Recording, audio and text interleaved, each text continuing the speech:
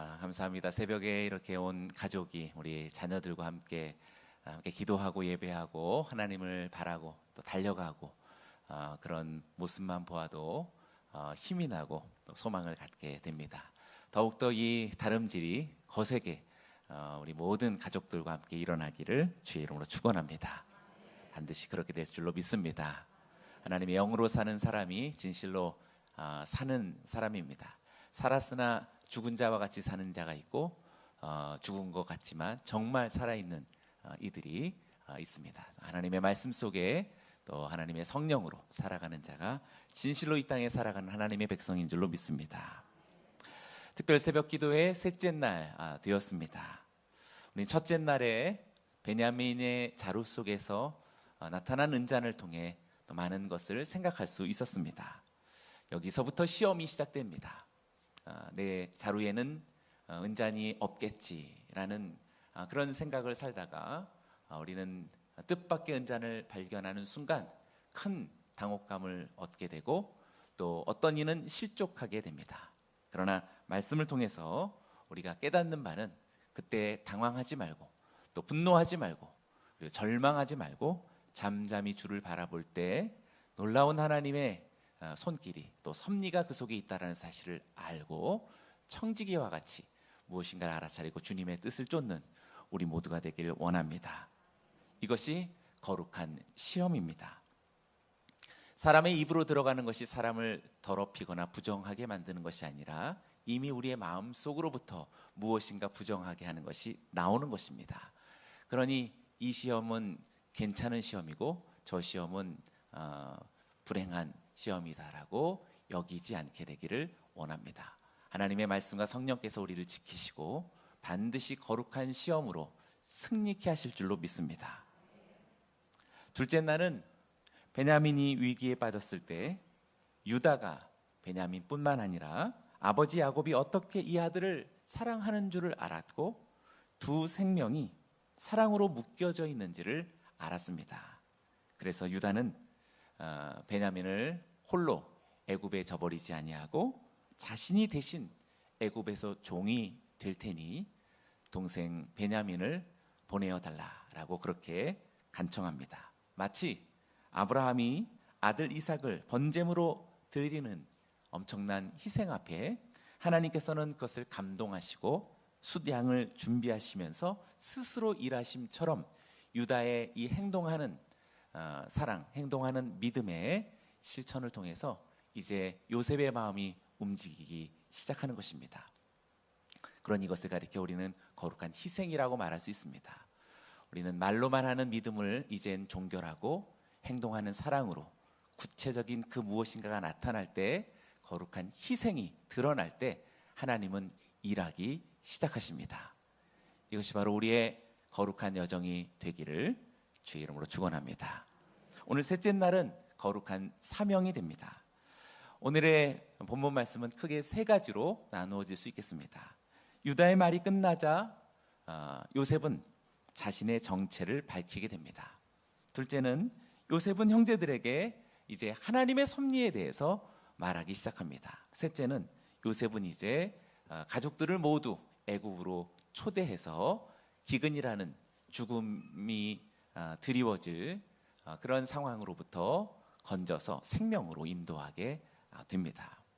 먼저는 요셉이 유다의 말을 통해서 자신의 정체를 밝히는 장면을 잠시 우리가 묵상하기 원합니다. 1절부터 3절까지의 말씀을 다시 한번 읽어보겠습니다. 시작.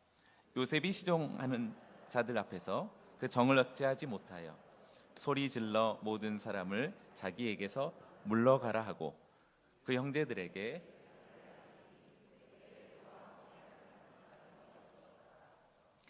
요셉이 큰 소리로 우니 애굽 사람들에게 들리며 바로의 궁중에 들리더라. 요셉이 그 형들에게 이르되 나는 요셉이라 내 아버지께서 아직 살아계시니까 형들이 그 앞에서 놀라서 대답하지 못하더라. 아버지의 생명과 아들의 생명이 이어져 있고 사랑으로 묶여져 있다라는 그러한 말. 그러니 자신이 베냐민을 대신해서 애굽의 종이 되겠습니다라는 거룩한 희생의 발언을 선뜻 고백한 유다의 이 연설에 요셉이 큰 감동을 얻게 됐습니다. 요셉에게 들렸던 감정을 주체할 수 없었던 이 감동을 결국 큰 소리로서 울면서 자신이 누구인지 형제들에게 드러내게 된 것입니다. 요셉은 그동안 냉정한 태도를 유지하면서 형들을 시험해 왔죠. 그러나 여기서 이제 자신의 정체를 밝히게 되어진 이유는 억제할 수 없는 그 감정 때문이기도 하지만 아마도 억제할 수 없는 감정을 느끼게 된 데에는 이제 그 시험의 어떤 단계가 멈추었다, 이제 마쳤다라는 것을 이제 직감했기 때문입니다. 어떻게 시험이 종결되었다라는 것을 요셉이 알았을까요? 바로 형들의 변화를 목격했기 때문입니다. 형들이 이전과는 전혀 다른 모습, 그러한 생각, 말들이 충분히 느껴졌기 때문입니다. 베냐민과 아버지의 마음을 헤아리는 모습을 보았고 가족을 진심으로 위하는 말이 아닌 정말 진정성 있는 그 삶을 이제 유다의 그러한 헌신과 사랑을 확인했기 때문입니다. 유다가 보여준 것은 정말 말뿐이 아니었다라는 것을 요셉이 여러 가지 장치를 둔 시험을 통해서 확인했던 것입니다. 유다의 믿음은 말뿐인 믿음이 아니었고 정말 사랑이었고 정말 희생이었다라는 것을 확인했던 것입니다. 사랑과 희생은 정말 행동하는 믿음입니다. 그리고 바로 이것을 눈치채는 순간 하나님께서는 스스로 나타내시는 신비한 통로가 되는 것이 진정성 있는 사랑과 희생이 됩니다. 그러니 여러분, 우리들에게 계속 무엇인가 되풀이되면서 풀려지지 않는, 나에게 계속 왜 이런 시험이 계속되는가 라고 느껴질 때는 다른 요인을 이렇게 외부에서 찾기보다 자기 자신에게 먼저 물어야 한다고 생각됩니다. 나에게 진정성 있는 변화가 있는가를 돌아볼 필요가 있겠습니다.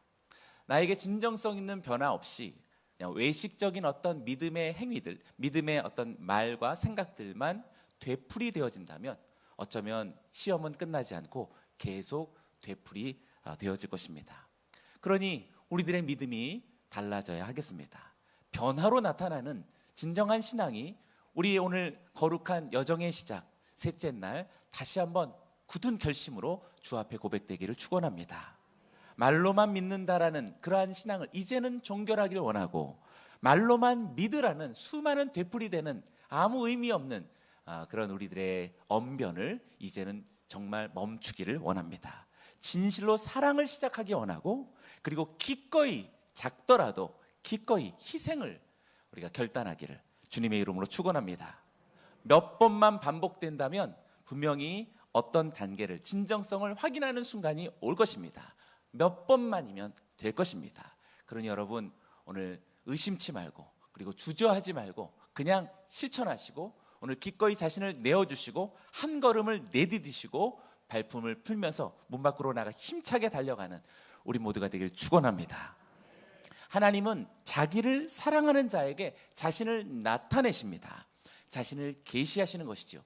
하나님의 음성이 들리지 않는다, 도대체 하나님의 마음을 모르겠다 하시는 분은 어쩌면 오늘처럼 하나님의 그 사랑, 또 하나님을 사랑하는 그 진정성이 희미하기 때문일 수 있습니다. 요한복음 14장 21절에서 이렇게 주님은 하나님의 마음을 우리들에게 보여주셨습니다. 자막을 들어서 한번 같이 읽어보겠습니다. 시작.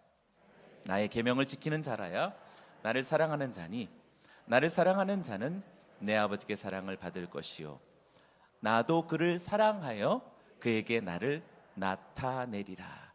그에게 나를 나타내리라, 계시하시는 것이죠. 신의 출현입니다. 전능자의 출현. 우리가 하나님을 보았고 하나님을 만났다면 이제 끝난 거 아닌가요? 모든 것의 해답이죠. 우리는 어떻게 주님의 계시, 하나님의 계시를 만날 수 있을까? 오늘 주님께서 알려주셨습니다. 나를 사랑하는 자에게 나를 나타낼 것이다. 성부도 나타내시만 성자도 나타낼 것이다 라고 말씀하십니다. 그러면 사랑이란 무엇일까? 네, 추상적인 마음속에 되뇌는 사랑해, 사랑해, 사랑해, 말로만 거듭하는 것은 어떻게 보면 더 화나게 하는 것일 수 있습니다. 분명히 요한복음 14장 21절 속에서 이야기하죠. 나의 계명을 가지고 지키는 자라야. 분명히 지키는 행동 속에 사랑의 실체가 있습니다. 지키는 순전한 그러한 순종 가운데에서 하나님은 그 사랑의 무게를 달아보시고, 하나님은 어떤 시험의 단계를 이제 종결하시면서 더 나은 연단의 세계로 우리를 인도해 가시는 것입니다. 여러분, 이것을 믿으십니까? 하나님을 사랑하는 자는 하나님의 말씀을 굳건히 붙들고 지키는 자, 순종하는 자, 실천하는 자, 행동하는 자. 믿음이라는 것은 사랑이다라는 것으로 보이는 자, 믿음이라는 것은 희생이라는 자신의 삶으로 드러내는 자, 바로 그가 하나님을 사랑하는 자다라는 성서의 정의가 나타나는 것입니다. 바로 그러한 사람에게 신이 출현하는 것이요, 하나님이 나타나는 것이요, 우리 주 예수 그리스도의 선능하신 하나님 되심이 그의 인생 속에서 비추어지는 줄로 믿습니다. 할렐루야. 요셉이 자신의 정체를 드러냈다라는 이 이야기는 그냥 나온 것이 아닌 것이지요. 만약 유다의 그러한 희생적 발언이 있지 않았다면, 형제들의 변화되어지는 모습이 있지 않았다면 아마 계속 시험은 이어졌을 것이요, 아니 시험이 이어지다가 어쩌면 시험이 종결되는, 그냥 가나안 땅으로 돌아가서 7년 동안의 가뭄 속에서 굶어 죽게 되는 그런 비극이 일어났을지도 모를 것입니다. 요셉은 사랑과 그리고 진정성 있는 희생을 통하여서 자기 자신을 정체를 드러내기 시작한 것입니다. 4절과 5절의 말씀을 제가 읽어봅니다. 요셉이 형들에게 이르되 내게로 가까이 오소서. 그들이 가까이 가니 이르되 나는 당신들의 아우 요셉이니 당신들이 애굽의 판자라. 당신들이 나를 이곳에 팔았다고 해서 근심하지 마소서, 한탄하지 마소서. 하나님이 생명을 구원하시려고 나를 당신보다 먼저 보내셨나이다. 요셉은 형들이 자기를 두려워하고 있다라는 사실을 이해하고 알고 있었습니다. 그러나 시험을 통해 마음이 이제 풀어진, 감동한 요셉은 오히려 자기가 먼저 형들을 위로하고 안심시킵니다. 똑같습니다. 우리는 사실 심판받아 마땅한데, 우리는 사실 정죄받아 마땅한데, 낱낱이 풀어헤치면 우리가 얼마나 나쁜 인생들이요, 완악한 우리들의 본성을 가지고 있는 그러한 존재들일 텐데, 마치 요셉이 형들에게 오히려 안심시키는 것처럼 우리가 하나님 앞에 진정한 사랑의 한순간, 그리고 희생의 한 걸음을 주님 앞에 믿음으로 내보일 때 주님은 자신을 계시하셔서 오히려 우리를 꾸짖지 아니하시고 정죄하지 아니하시고 심판하지 아니하시고 오히려 우리를 위로하시는 주님인 줄로 믿습니다. 이것이 바로 자신을 드러내시는 어떤 의미입니다. 하나님이 우리들에게 자신을 드러내시는 것은 그냥 자신의 찬란함과 위대함을 드러내는 것이 아니라 사실상 나를 위한 주님의 나타나심이라고 말할 수 있는 것입니다. 하나님의 섭리에 대한 놀라운 해석을 이제 요셉이 전해줍니다. 근심하지 말고 한탄하지 말고 위로할 뿐만 아니라 이제 우리들을 둘러싸고 있는 인생에 가장 중요한 하나님이 어떻게 움직이고 어떻게 섭리하고 계시는지를 알려주기 시작합니다. 해석입니다. 요셉 이야기의 가장 결정적인 신학이라고 말할 수 있겠습니다. 요셉이 형제들에게 강조하는 것은 이 모든 사건의 주체가 누구냐라는 사실을 우리들에게 말해줍니다. 바로 하나님이시다라고 말합니다. 5절만 우리 한번 같은 큰 목소리를 읽어봅니다. 시작. 당신들이 나를 이곳에 팔았다고 해서 근심하지 마소서, 한탄하지 마소서. 하나님이 생명을 구원하시려고 나를 당신들보다 먼저 보내셨나이다. 아멘. 심리학을 공부하신 분이나 상담학을 공부하신 분은 틀림없이 요셉은 정상적인 성장이 불가능한 사람이다라고 말해야 옳습니다. 파괴적인 내면을 가지고 있을 것이다.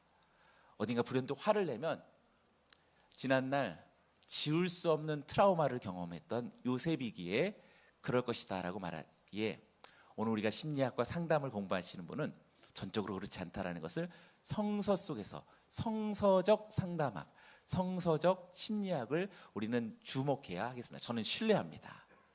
우리가 아무리 상처를 받았고 우리가 과거에 정말 잊을 수 없는 강렬한 트라우마가 있었다 할지라도 성령 하나님의 역사는 그것을 능가하는 줄로 믿습니다. 우리를 파괴적으로 짓눌렀던 지난날의 과거가 절대 우리의 인생을 지배할 수 없고 성령께서 깨닫게 하시는 새로운 미래가 어떻게 그 과거를 새롭게 재창조하는지 저는 믿습니다. 여러분 믿으십니까? 요셉이 바로 그러한 예입니다. 요셉은 지난날 꿈꾸는 자였지만 진정한 요셉의 요셉됨은 꿈을 해석하는 자로서 요셉이 정의 됩니다. 보십시오.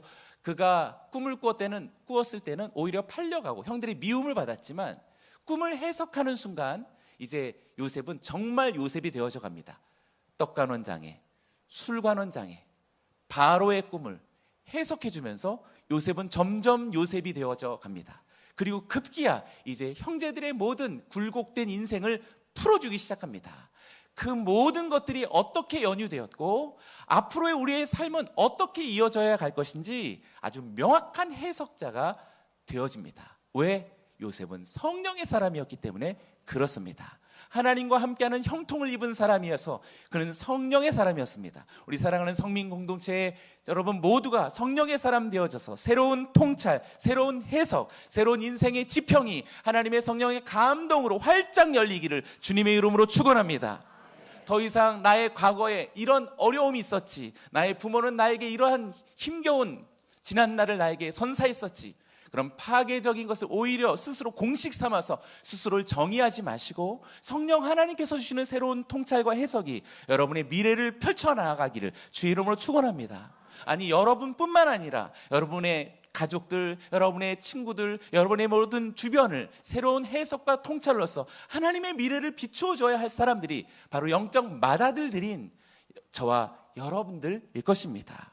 그래서 어떤 돈으로도 어떤 명예로도 어떤 권력으로도 어떤 이 세상의 성공으로도 할 수 없는 하나님의 지혜와 신적 지식으로서 알려줄 수 있는 신비입니다. 이 신비가 기독교 안에 숨쉬고 있는 것입니다. 오늘 이 자리에 있는 것은 보통 일이 아닙니다. 오늘 이 자리에서 우리가 새벽 예배를 드리고 있는 것은 정말 평범한 일이 아닙니다. 하늘의 계시를 받는 자들이요 하나님의 영광의 빛을 비추어진 주님의 전능하신 아들들인 줄로 믿습니다. 딸들인 줄로 믿습니다.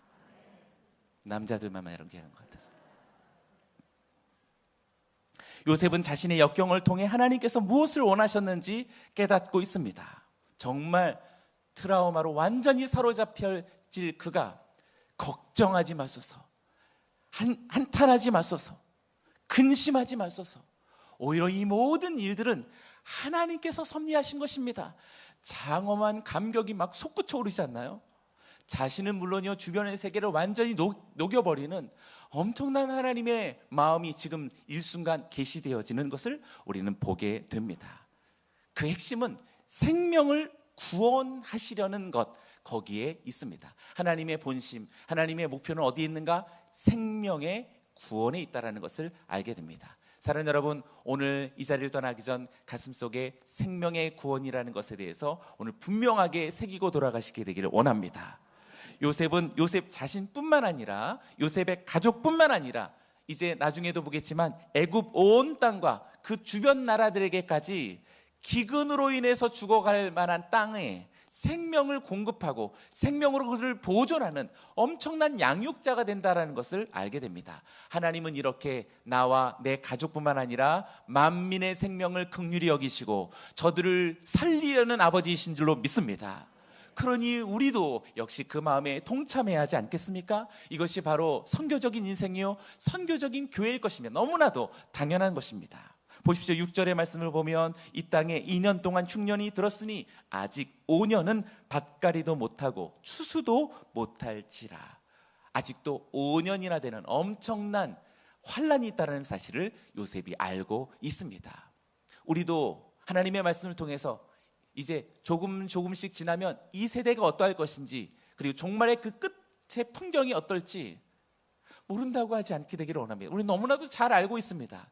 지금 일어나고 있는 우리나라뿐만 아니라 전 세계에 일어나고 있는 이러한 징조들, 이러한 어떤 흐름들, 느낌 분명히 그냥 어쩌다가 있는 우연한 일들이 아닙니다. 흘러가고 있는 대로 그대로 정확하게 흘러가고 있구나 우리는 알아야 할 것입니다. 그 안다라는 것은 이제 내가 무엇을 해야 될 것인지에 대한 동일시입니다. 그냥 나 자신의 삶을 위해서 살지 않습니다. 하나님 아버지의 만민의 생명을 구원하기 위한 그 일에 나도 맏아들처럼 이제 그 마음을 알고 동참하는 것입니다. 막내는 모릅니다. 그러나 맏아들은 압니다. 저와 여러분들이 영적 맏아들 되어진 우리 성민의 사랑스러운 우리 귀한 동역자들 되시기를 주의 이름으로 축원합니다. 코로나로 인하여서 어려움이 봉착되었죠. 그래서 우리는 많은 것을 잠시 코로나가 지나기까지 우리 기다리고, 그리고 무엇인가 이렇게 좀 정체되어진 신앙을 가진 분들 있을 것입니다. 그러나 오늘 6절의 말씀, 이 땅이 2년 동안 흉년이 들었으나 아직 5년은 밭갈이도 못하고 추수도 못할지라. 추수도 못하니 일이 멈춰졌나요? 아니, 요셉은 더 일하는 거죠. 죽어가는 땅을 위해서 생명을 공급하고 양식을 나눠주고 가족을 돌아오게 하고 생명으로 초대하는 부지런한 일들이 이어지고 있습니다. 환난이 다가왔을 때 하나님의 사람들은 더 바빠지는 겁니다. 어려움이 다가왔을 때 주님의 교회는 이제야말로 교회가 일해야 될 때가 됐다라는 사명감으로 벅차오르기 시작하는 것입니다. 아직도 5년이나 남았다라고 말했듯이 오늘 우리가 만나게 될 이 땅, 이 세계, 기후, 환경, 전쟁, 그리고 극심한 경제적 환난은 점점 더 심해질 것입니다. 더 엄청난 계층화는 우리를 인간성의 상실의 시대로 만들어가게 될 것입니다. 혀를 차면서 한탄하고 뉴스만 볼 때가 아닐 것입니다. 저와 여러분들이 이제 만민의 생명의 구원을 위하여서 일하시는 하나님과 함께, 나도 함께 주님의 마음에 동참하리라 결단하는 위대한 사명자들이 되시기를 축원합니다. 5절에서 말한 생명을 구원하시려고가 이 표현이 얼마나 중요했는지 7절에서 다시 재서술합니다. 7절의 말씀을 다시 한번 읽어봅니다. 시작. 하나님이 큰 구원으로 당신의 생명을 보존하고 당신들의 후손을 세상에 두시려고 나를 당신들보다 먼저 보내셨나니. 네, 이번에는 좀 더 자세하게 하나님의 큰 구원으로 당신들의 생명을 보존할 뿐만 아니라 당신들의 후손을 세상에 남겨두려고. 여기서 이 남겨두려고는 남은 자들입니다. 남은 자들이 어떻게 마지막 시대를 살아가는지 거기까지 우리는 생각할 수 있을 것입니다. 단순한 육체적인 번성이 아닙니다. 영적인 남은 자들이 이 땅에서 마지막 환난의 때 어떻게 하나님의 오심과 주님의 재림을 준비할 것인지까지 거기까지 넘어다 볼 수 있는 그러한 정말 감격스러운 말씀이요 요셉의 고백이라고 저는 생각됩니다. 하나님은 나를 당신들보다 그래서 먼저 보냈다라고 이렇게 선언하고 있습니다. 사랑하는 여러분, 오늘 이 자리에 또 영상으로 함께 예배드리시는 분은 내가 지금 여기 이 자리에 있는 것은 하나님이 나를 먼저 보내신 것이요, 나를 먼저 보내신 그것은 오늘 하나님께서 큰 구원으로 생명을 보존하고 수많은 남은 자들을 이 땅에 세우고자 하심이라. 오늘 그렇게 다짐하고 선언할 수 있는 우리 모두가 되길 축원합니다. 옆 사람들에게 축복합니다. 하나님께서 당신을 먼저 보내셨습니다. 예. 그래서 당신이 먼저 하십시오 이건 아니에요. 우리 모두가 먼저 보낸 자, 맏아들, 우리가 먼저 하나님의 생각과 마음과 눈물과 주님의 뜻을 펼쳐가야 할 바로 그 사람이라고 스스로 자처하고 있는 것입니다. 7절의 말씀이 얼마나 중요했는지 8절에서 또 한 번 강조합니다. 8절도 같이 읽어보겠습니다. 시작. 그런즉 나를 이리로 보낸 이는 당신들이 아니요 하나님이시라. 하나님이 나를 바로에게 아버지로 삼으시고 그 온 집의 주로 삼으시며 애굽 온 땅의 통치자로 삼으셨나이다. 아멘. 5절과 7절과 8절에 다 보내다라는 말이 3번 등장하고 있습니다. 3세판 3번 강조할 때마다 그것은 정말 중요하다라는 뜻이 되겠습니다. 나를 이리로 보낸 이는 하나님이시다라고 이렇게 거듭 3번이나 고백하는 이는 정말 마음속에 있는 어떤 앙금도 없이, 어떤 상처도 없이, 어떤 스트레스도 없이 정말 새롭고 아침마다 새로운 성령의 사람이 하나님의 사람이다라는 사실을 깨닫게 됩니다. 우리 모두가 다 그렇게 되어질 줄로 믿습니다. 하나님께서 나를 이리로 보내셔서 바로의 아버지 삼으시고 온 땅의 구주 삼으시고 애굽 온 땅의 통치자로 삼았다라고, 놀라운 사명감과 자기 정체성과 자기 이해를 명확하게 갖고 있다는 사실에 놀라움을 금할 수 없습니다. 하물며 신앙생활 30년 그 이상을 지나고 있는 여러분들이야 너무나도 명백하고 분명하게 자기 이해와 자기 정의를 가지고 있어야 하지 않겠습니까? 늦지 않았습니다. 오늘 특별 새벽 예배 셋째 날 거룩한 여정의 시작을 통하여서 거룩한 사명의 길로 오늘 당당하게 나아갈 수 있는 우리 모두가 되기를 축원합니다. 요셉은 그들의 악행도 생명을 구원하려는 하나님의 보다 큰 섭리를 위한 것이었다라고 말하고 있습니다. 그러니 하나님을 만나고 성령의 조명을 받은 자는 더 이상 악과 죄악에 대해서도 거기에 파괴적으로 좌절하거나 쓰러지지 않습니다. 오히려 그것을 사용하여서 하나님은 선을 이루어 가신다라는 것을 믿고 있는 자인 것을 보게 됩니다. 그는 자신과 관련되어진 모든 것을 하나님께서 주도하셔서 이루실 것이다 라고 확신하고 있듯이 오늘 우리 모두가 그러해야 할 것입니다. 이제 요셉은 하나님께서 맡기신 구원자의 역할을 기꺼이 감당하려고 합니다. 그도 역시 지금 말로만 생명의 보존을 이야기하지 않았고 지금부터 더 구체적인 생명으로의 초대를 이야기하고 있습니다. 요셉은 형들에게 아버지에게로 돌아가서 자신의 소식을 알려주고 그리고 애굽으로 이제 돌아와 이주하라고 그렇게 초청하고 있습니다. 애굽 이주 계획을 다 말한 후에 친동생 베냐민과 그리고 감격스러운 진짜 만남의 사랑의 나눔을 갖게 됩니다. 그가 펼치고 있는 이러한 생명의 보존은 그도 역시 말과 사상과 추론으로만 그치지 않았고 구체적인 초청으로 행하고 있다는 사실에 도전이 됩니다. 10절과 11절의 말씀을 마지막으로 함께 읽어보겠습니다. 시작. 아버지의 아들들과 아버지의 손자들과 아버지의 양과 소와 모든 소유가 고센 땅에 머물며 나와 가깝게 하소서. 흉년이 아직 5해가 있으니 내가 거기서 아버지를 봉양하리이다. 아버지와 아버지의 가족과 아버지께 속한 모든 사람에게 부족함이 없도록 하겠나이다 하더라고 전하소서. 정말 멋진 초대입니다. 우리들의 삶도 이렇게 초대해야 하겠습니다. 단지 어떤 특정한 시간이 돼서 전도 집회를 하는 그런 초대 말고 우리들의 삶 자체가 초대가 되어져야 할 것입니다. 주님의 생명의 자리로 나오십시오. 우리가 먹고 마실 수 있는 풍성한 하나님의 곳간에 영원한 보화들이 있습니다 라고 우리는 초청해야 할 것입니다. 저는 여러분들께서 생명의 초청자들, 생명으로 인도하는 그러한 하나님의 사람들이 되어지길 원합니다. 이것이 바로 요셉에게 주었던 거룩한 사명처럼 우리가 품어야 할 거룩한 사명인 것입니다. 내가 지금 여기에 있는 이유도, 내가 지금 이 상황에 있는 이유도 그저 내 직장생활, 나의 자아 성취, 나의 성공적인 인생살이에 온종일 거기에만 몰두되어져서 조금의 상급이 주어지고 조금만 승진하고 조금만 더 돈을 벌면 그것으로 하나님의 은혜로 여긴다는 것은 어쩌면 성경을 왜곡하고 있는 것입니다.